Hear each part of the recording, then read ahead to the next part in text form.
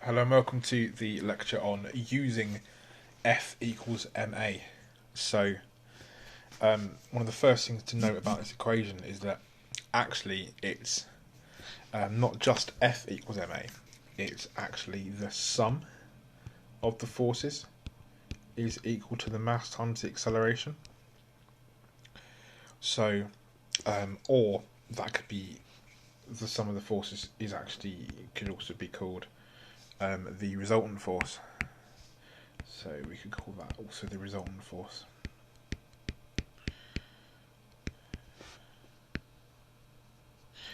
Is equal to ma.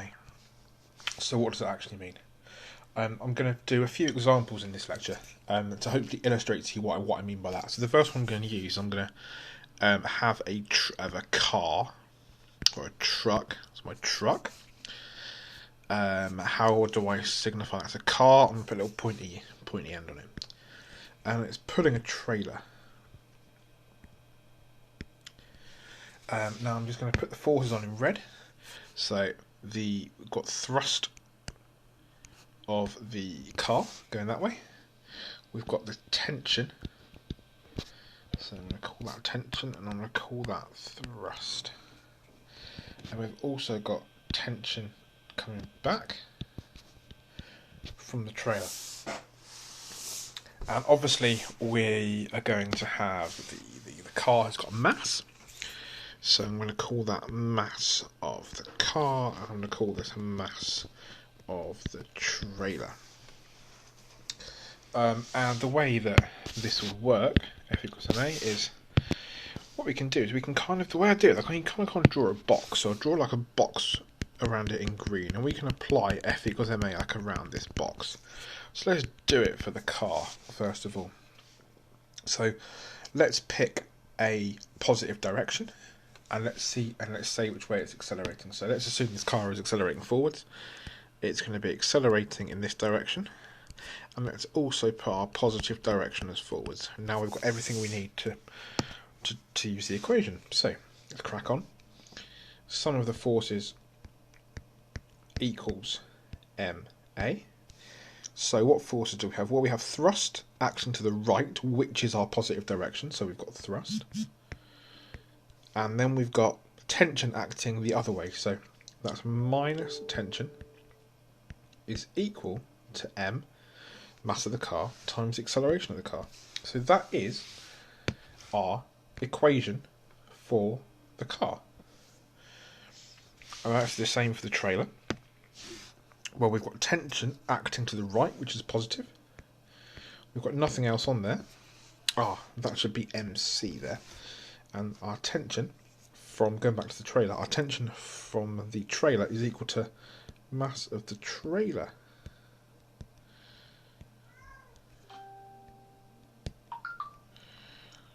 times the acceleration. So these are our two equations that we have. So let me do that empty again, just to make sure we know it's a subscript. There we go. So now we have our two equations. So, and in a normal question, you will be given enough things to be able to answer that. But in general, that's how it works. I'll do the example questions or the summary questions from 8.2 in a separate document, so you can see my working through those. Another one that you might be given is a rocket question. Now, these rocket questions are absolutely great, and I will do a quick example here. So this is actually question 1 from the summary questions. So it says, a rocket of mass 550 kilograms blasts vertically from the launch pad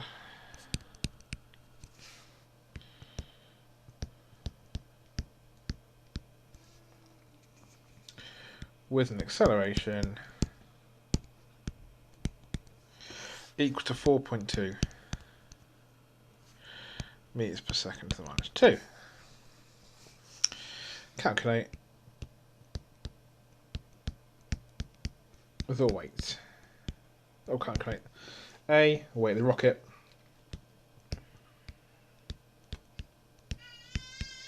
That's my daughter, sorry. Weight of the rocket. And B, the thrust of the rocket.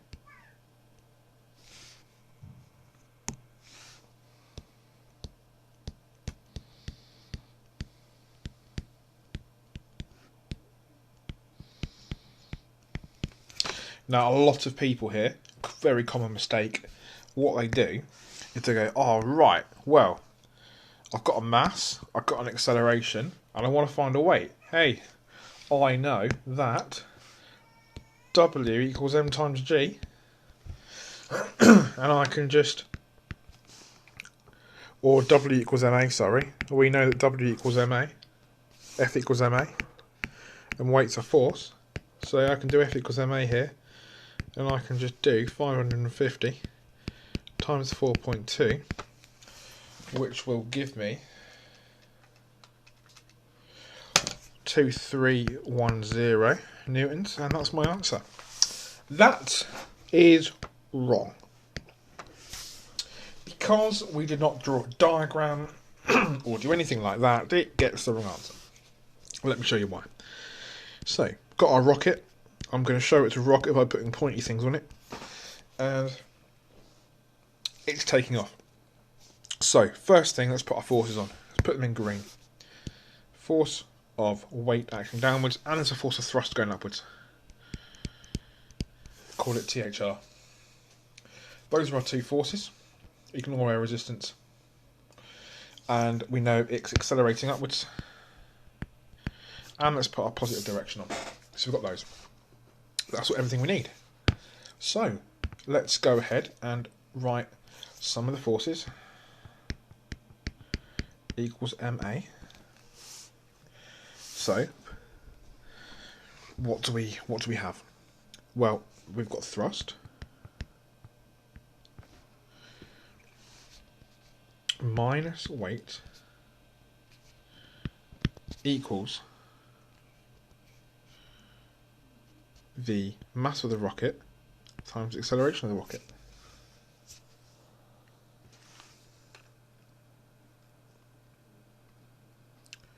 So, we can work out the weight of the rocket by doing W equals mg, which is, we know the mass of the rocket is 550, g is 9.8, so 550 times 9.8, we can do that straight away to get 5390 newtons. And then, once we know this, we know the mass of the rocket, and we know the acceleration of the rocket. So now it's a very simple task of working out the thrust. So, the thrust equals m times a, which is 550 times 4.2, plus 5390, which turns out to be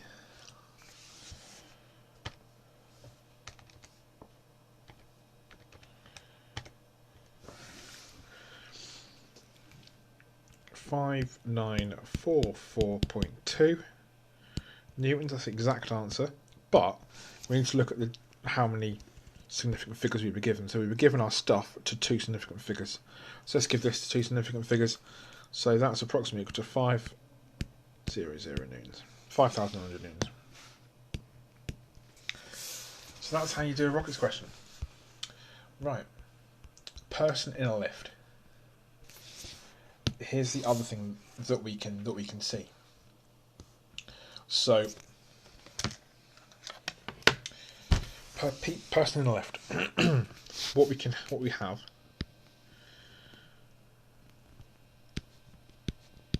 is we have someone in a lift like this, and again we need to draw the forces. It's always the same. You draw the forces. So what have we got? We're going to have a cable up here, so we can have tension going up, tension in the cable. we have a weight going down. But what's that the weight of? That is going to be the weight of the lift plus the weight of the person, or the weight of the occupant, or whatever you've got in that lift. And sometimes that's just equal to the normal weight. Depends what the question's asking. In this case, I'm just going to call it W.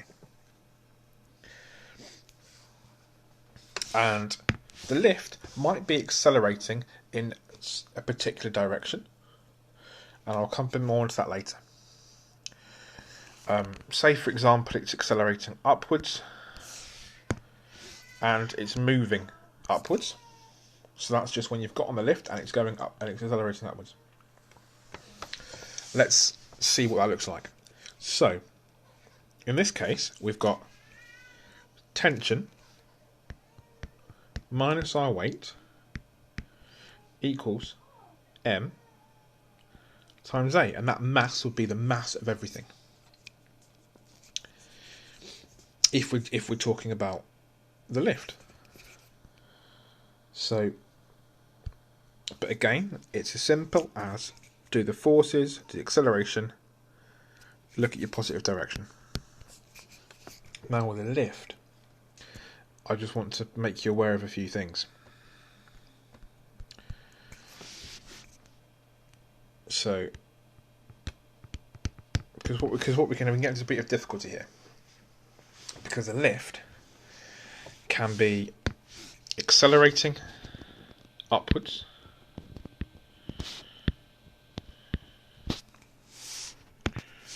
and moving upwards.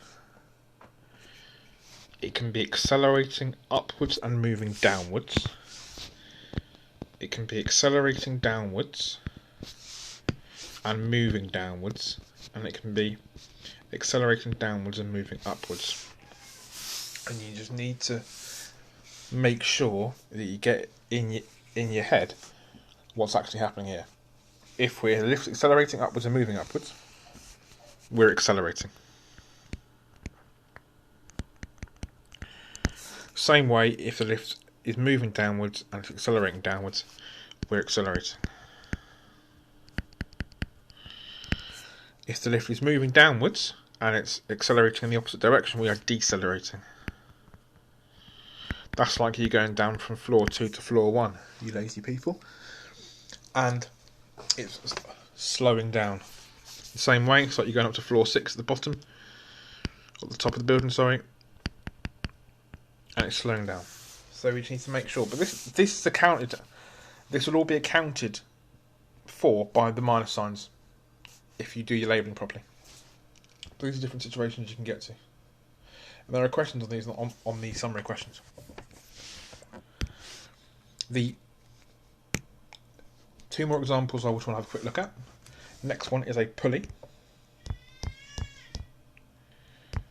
So you've got a pulley with some masses on the other side. So you might have one pulley here of mass M1 and here of M2. And they might say things like, I don't know, M1 greater than M2.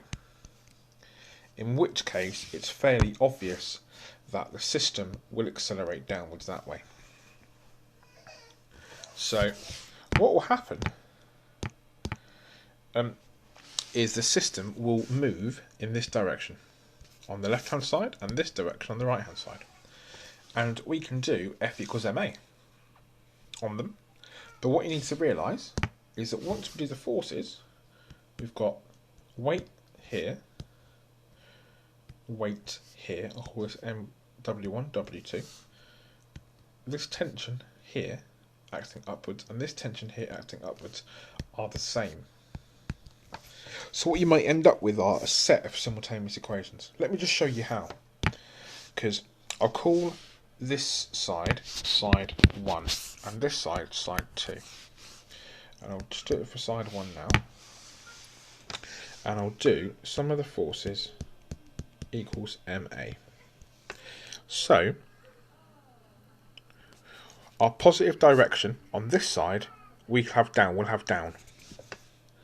So, we've got W1 minus T equals m1a, which is the acceleration of the system. And then for 2, we can take our positive direction as upwards if you want. That's just the direction the system is moving. Doesn't have to be. We can have t minus w2 equals m2a. And a classic problem might be you have to find out what t is, or you have to substitute in for t. But these would essentially work out to be your equations. Your two equations, equation 1, equation 2, and you would have to solve them somehow. You'd be given some things from the question, like you might be told what M1 is, what M2 is. So you can get W1 and W2 using G. We might be told what the acceleration is and you have to find T or something. But these are your two equations that you would then use. I can't give you every single possible scenario, but I can tell you the physics that you need. And the last one I want to talk to you about is sliding down a slope. Again, your sliding down a slope problem is very similar. What you've got is you've got an object on here with some weight at an angle theta. And now the object may well be going up the plane, down the plane. There might be some other forces involved, but the very basics that I want to talk to you about is what force have we got at the start. And what we've got is we've got W cos theta here and W sin theta down the plane. Excuse me. So we've got those two forces sitting there like that. And then say, for example, the object had been pushed up the plane. If it's being pushed, accelerated up the plane, we could then have our acceleration this way.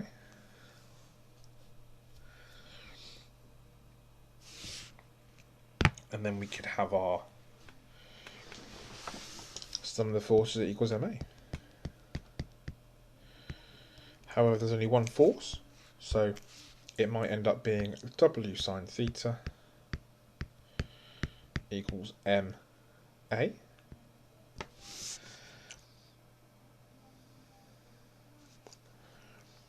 However, the W sine theta is in the opposite direction to the acceleration, so I didn't put my positive direction in, so say it's this way. And then the W sine theta has to be negative. So you'd see our acceleration will come out to be negative. Well, why is that? Because if it's going up the plane and there's a force acting the opposite way, it's actually decelerating.